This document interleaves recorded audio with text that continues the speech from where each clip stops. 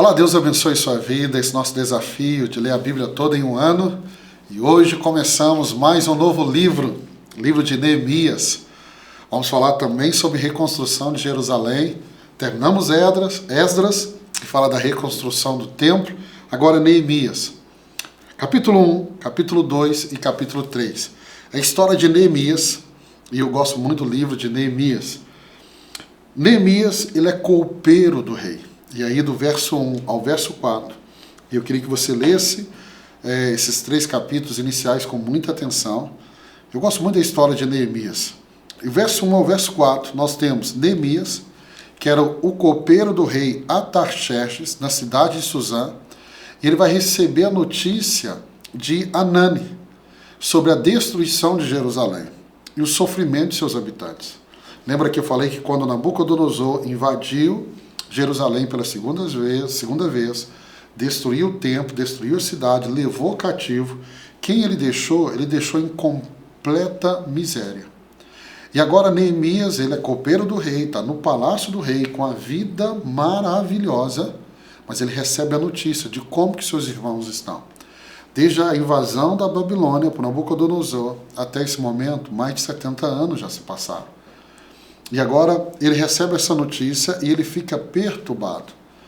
E aí eu gosto muito da posição. Olha aqui o verso 4. E eu quero deixar um ensino para você. Neemias capítulo 1, verso 4. Quando ouvi essas coisas, sentei-me e chorei. Passei dias lamentando, jejuando e orando ao Deus dos céus. Eu gosto muito de Neemias, esse começo, então. Por quê? Porque ele recebe uma notícia que o abala. Mas sabe qual é a sua postura? Ele vai ficar abalado? Sim, porque ele é humano. Ele vai se lamentar? Sim, porque ele é humano. Mas ele vai jejuar e orar. Não há problema nenhum você ficar abalado com o momento, com uma notícia, com uma situação. Eu e você somos humanos. O problema é você ficar apenas abalado e não se levantar para se posicionar em oração e em jejum. Porque quando eu tomo uma ação de orar e jejuar, meu irmão, são 2 armas poderosas para mudar qualquer realidade na minha vida e na sua vida. Vamos continuar. Verso 5 até o verso 11, onde termina o capítulo 1, do verso 5 ao verso 11, nós vamos ver a oração de Neemias. E, novamente, você vai ver esse princípio sendo levantado. Aqui na Bíblia, ele ora e ele faz uma confissão pelo pecado de Israel. Não é o pecado dele, é o pecado da nação. Mas ele ora como Esdras orou, se identificando com o pecado do povo. Muitas vezes nós oramos muito só por nós mesmos. Mas Deus, a Bíblia diz que Deus procura os intercessores, aqueles que vão se colocar nessa posição de interceder por outros.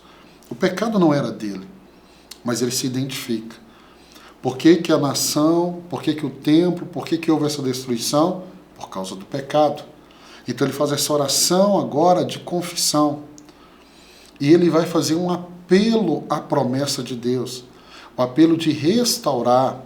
Por quê? Porque havia uma profecia no livro de Jeremias, que nós vamos ler um pouco mais à frente, que Deus restauraria, que Deus traria de volta o seu povo.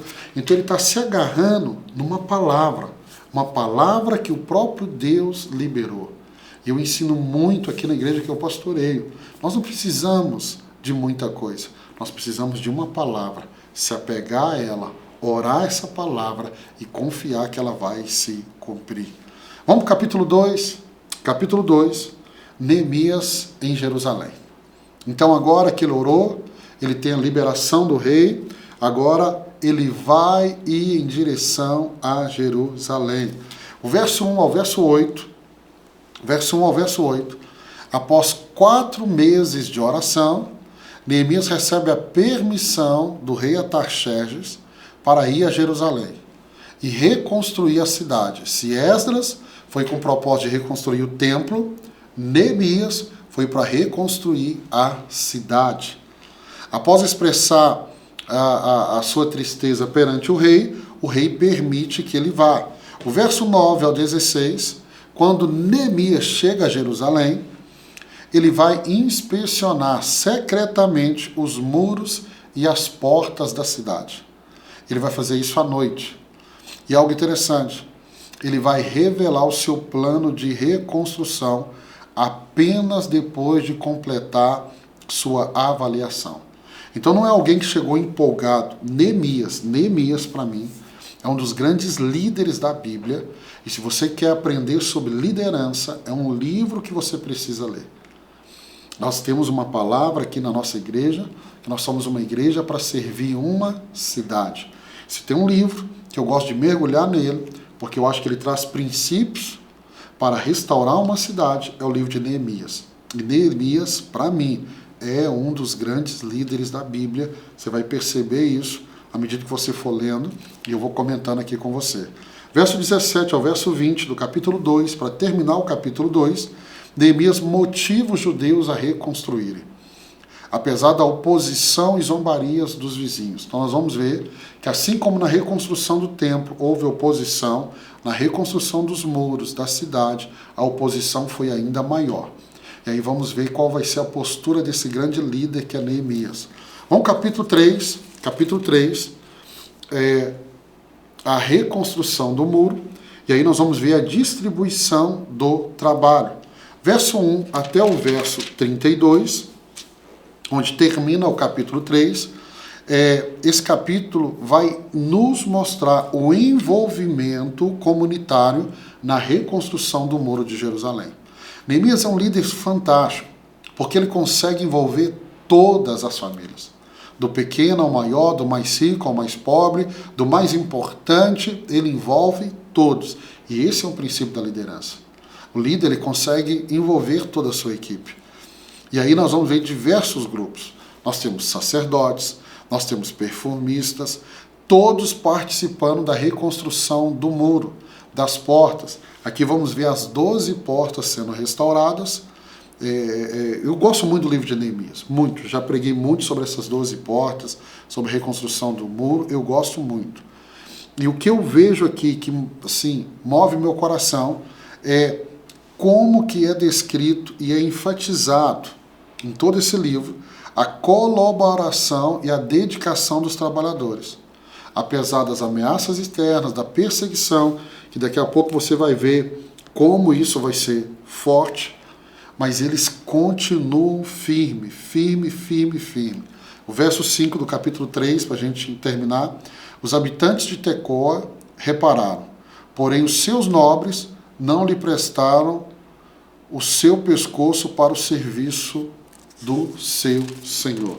O verso 5 aqui de Neemias, ele nos mostra essa realidade. Olha, o trecho seguinte foi reparado pelos homens de Tecoa, mas os nobres dessa cidade não quiseram se juntar ao serviço, rejeitando a orientação dos seus supervisores. Meu irmão, eu gosto muito desse versículo, por isso que eu estou citando ele aqui, porque você vai ver no capítulo 3, você que já leu ou está lendo, o envolvimento de várias famílias. Mas alguém não conseguiu, não quis, é uma escolha dele. Mas a obra não parou porque um ou dois, muitas vezes, nós colocamos os olhos naqueles que não querem ajudar. Mas não olhamos o envolvimento da grande maioria que quer que aconteça. Coloque seus olhos naqueles que querem fazer dar certo, naqueles que estão produzindo, e quem não quer, não quer. Eu tenho aprendido algo pastoreando a igreja. Quem não quer, ele não quer. E hoje eu não gasto minha energia com quem não quer. Eu gosto de gastar energia com quem quer fazer e celebrar junto com ele e ir adiante. E nós vamos ver que esse muro foi reconstruído. Por quê? Porque alguns não quiseram, minoria. Mas aqueles que quiseram, reconstruíram. E o muro foi reconstruído, a cidade foi reconstruída, é o que nós vamos ver nos próximos capítulos. Fica firme, começamos mais um livro da Bíblia, daqui a pouco nós terminamos mais um livro. Eu creio que muitos aqui que estão no desafio da Bíblia, você nunca chegou tão longe, mas fica firme, nós vamos ler a Bíblia todinha juntos. Deus abençoe sua vida, até amanhã, se Deus permitir.